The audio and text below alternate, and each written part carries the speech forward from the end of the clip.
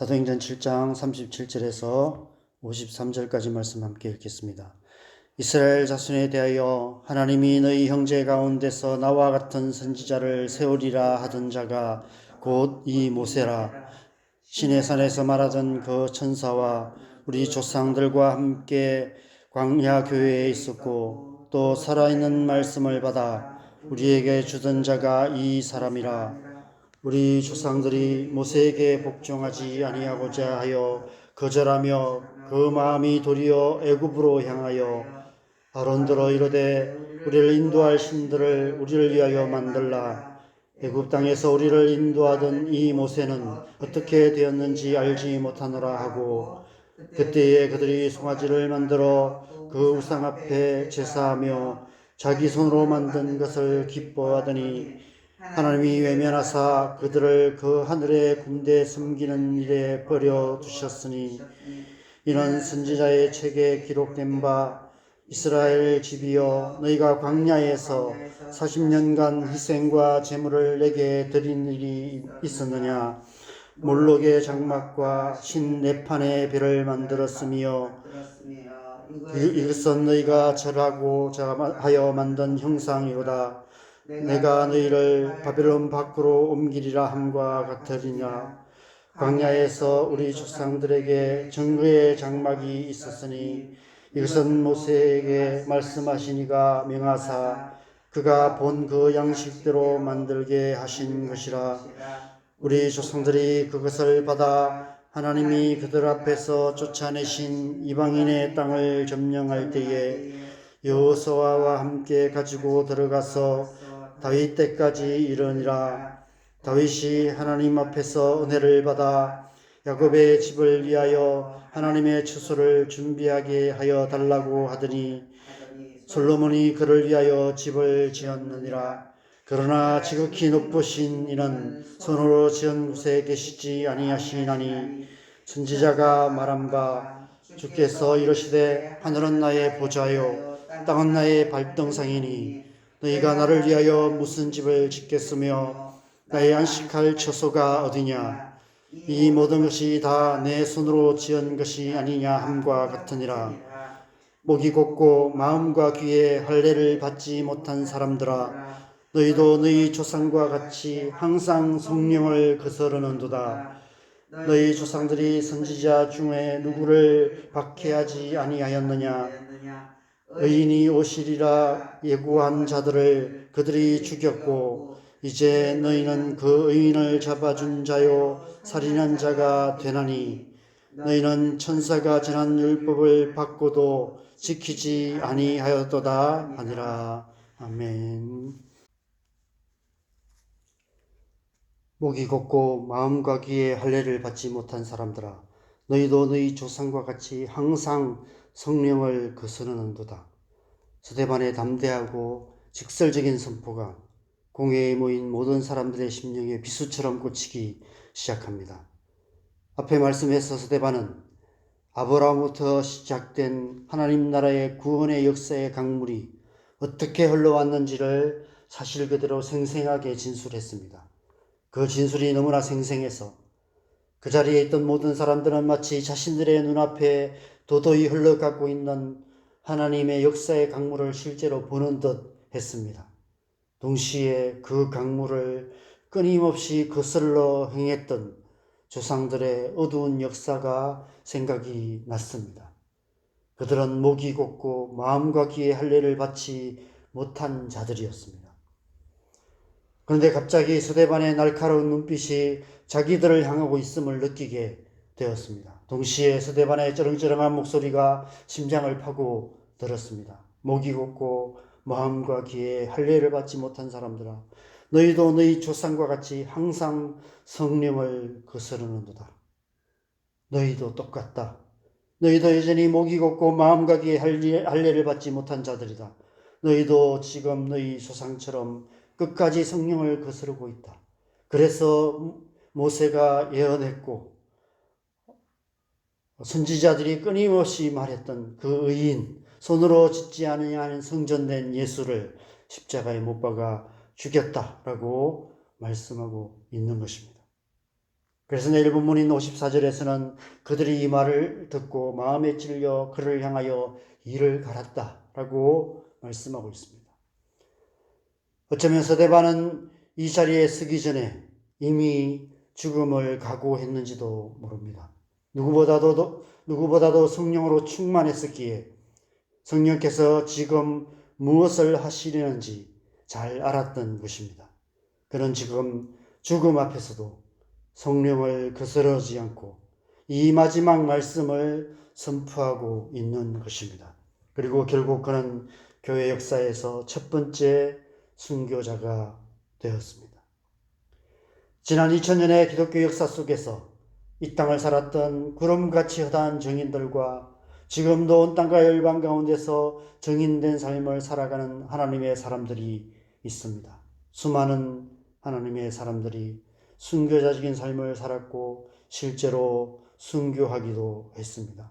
그로 인해 그리스도의 복음이 예루살렘과 온 유대와 사마리아와 땅끝까지 전해지게 되었고 지금도 전해지고 있습니다. 저와 여러분이 지금 이 자리에 있을 수 있는 것도 그렇게 생명을 걸고 이 땅에 오셔서 순교자적인 삶을 살았고 실제로 순교자가 되기도 했던 하나님의 사람들이 있었기 때문입니다. 그들은 어떻게 그럴 수 있었을까요? 스데반처럼 그들 또한 오직 성령으로 충만했기 때문입니다. 하나님 나라의 역사의 강물에 자신을 온전히 내어 던지며 죽음 앞에서도 성령을 거스르지 않고 오직 성령의 인도하심을 따라 살았던 것입니다. 오늘날 이 시대는 지혜가 필요한 시대입니다. 특별히 우리나라는 종교의 자유가 보장되는 나라입니다. 오늘이 마침 부처님 오신 날인데 여러 종교가 큰 마찰 없이 공존하고 있습니다. 우리나라가 가진 장점 중에 하나죠. 그런데 가끔은 오늘날 이단들이 판을 치는 모습을 보면 우리나라의 종교의 자유가 너무 지나치게 보장되는 것은 아닌가 이런 생각이 들기도 합니다. 뭔가 법적인 제한 조치가 필요하지 않나 이런 생각이 듭니다. 이러한 시대에 우리가 이 땅에서 하나님 나라의 역사를 이루어가기 위해서는 우리의 인간적인 지혜가 아니라 성령의 지혜가 필요합니다. 초대교회가 7집사를 세우는 기준을 성령과 지혜가 충만한 사람으로 정했던 것도 그 때문이 아닐까 생각됩니다. 우리의 인간적인 지혜는 때로 우리의 비겁함에 대한 변명이 되기도 하고 아무런 열매도 없는 무익한 논쟁거리만 만들 뿐입니다. 그로 인해 오히려 복음의 걸림돌이 되는 사건들이 얼마나 많이 일어나고 있습니까? 그것이 오늘날 우리나라에서 기독교의 영향력이 점점 약해지는 이유 중에 하나가 되기도 합니다. 오직 성령의 지혜로 예수 그리스도의 복음을 효과적으로 전하는 교회가 되어야 합니다. 그래서 우리는 오직 성령으로 충만함을 받아야만 하는 것입니다. 성령 충만한 그리스도인, 성령 충만한 교회가 되어야 합니다. 그렇지 않으면 결국 우리의 인간적인 지혜, 인간적인 열정이 앞서 성령을 거스르는 결과를 낳게 될 것입니다. 스데반이 이 자리에 서서 죽음 앞에서도 성령을 거스르지 않고 담대하게 하나님의 말씀을 선포할 수 있었던 것은 그가 성령으로 충만했기 때문입니다. 목이 곧고 마음과 귀에 할례를 받지 못한 사람들아 너희도 너희 조상과 같이 항상 성령을 거스르는도다. 이 스데반의 날카로운 말씀이 오늘날 우리를 향한 말씀일 수 있습니다. 너희도 똑같다. 너희도 여전히 목이 곧고 마음과 귀에 할례를 받지 못한 자들이다. 너희도 지금 옛날 유대인들처럼 끝까지 성령을 거스르고 있다. 너희의 인간적인 지혜, 너희의 인간적인 열정으로 하나님과 관계된 일을 하려고 애쓰고 있지 않냐라고 우리에게 말씀하고 있는 것이죠. 오늘날 교회 안에 성령의 역사하심으로 말미암는 표적과 기사가 나타나지 않는 것은 어쩌면 우리의 목이 곧고 우리의 마음과 귀에 할례를 받지 못하여서 성령의 음성을 듣지 못하고 성령의 지혜로 행하지 않고 우리의 인간적인 지혜, 열정으로 행함으로 성령을 거스르고 있기 때문인지도 모릅니다. 그래서 성령께서 오늘 이 서대반의 유언을 통해 우리에게 말씀하고 계시는 것 같습니다. 이 유언은 단지 이 말씀을 듣고 있는 산헤드린 공회와 유대인들만 아니라 초대교회의 모든 성도들과 오늘 이 말씀을 묵상하는 우리에게 남기는 유언이기도 합니다. 교회 역사의 첫 번째 순교자의 유언인 것입니다. 성령을 거스르지 말라는 것입니다. 삶 속에서만 아니라 죽음 앞에서도 성령을 거스르지 말라는 것입니다. 오직 성령의 충만함으로 성령의 인도하심을 따라 성령의 지혜로 행하라는 것입니다. 요한복음 7장에서 예수님께서 초막절에 성전에 올라가셔서 성전에 서셔서 이렇게 선포하셨습니다. 나를 믿는 자는 성경의 이름과 같이 그 배에서 생수의 강이 흘러나오리라. 이 예수님의 선포대로 오순절 성령이 교회에 충만하게 임하시고 교회를 통해서 이 땅에 성령의 강물이 흘러가기 시작했습니다. 그 강물이 점점 더 큰 하나님 나라의 역사를 이루어가고 있습니다. 지난 2000년의 교회 역사 속에서 성령의 강물이 흐르고 흘러 이 땅을 굽이쳐 지나 이제 땅끝으로 흘러가고 있습니다. 우리는 그 성령의 강물을 거스르지 말아야 합니다. 그래서 우리는 오직 성령으로 충만함을 받아 오직 성령의 인도하심을 따라 성령의 지혜로 행하는 삶을 살아야 합니다.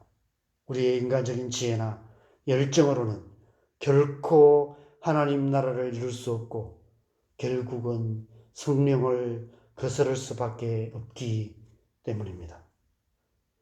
여러분, 다가오는 주일은 성령 강림 주일입니다.